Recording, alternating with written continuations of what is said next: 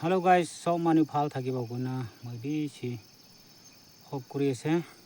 video upload na kuri na bi si time chai che do kobole na pari gna ase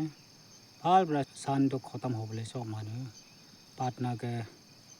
motap kuri gna thaki ore ekta kani gune etu channel ase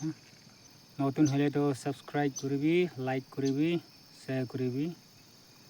kiman manu pra support kuri ase apnan support kuriলে হি মই আগেৰে যাব মান একটা গানে সাপোর্ট কৰি না থাকিব ৰে গৈ নাই তো চেনেৰি আছে thank you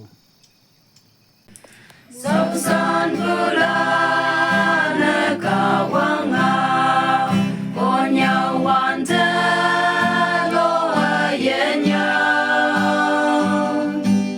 kawang sisa mangau ting pen konyau ba kawang konyau awasing bu ka tong như thế Giêsu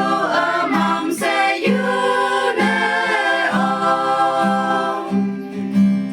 nang ya a trong mà ngồi ya ngao tiếng mà tơ mà yong ngô a cần vì mẹ vì bà lan mà ngồi ya bơi yo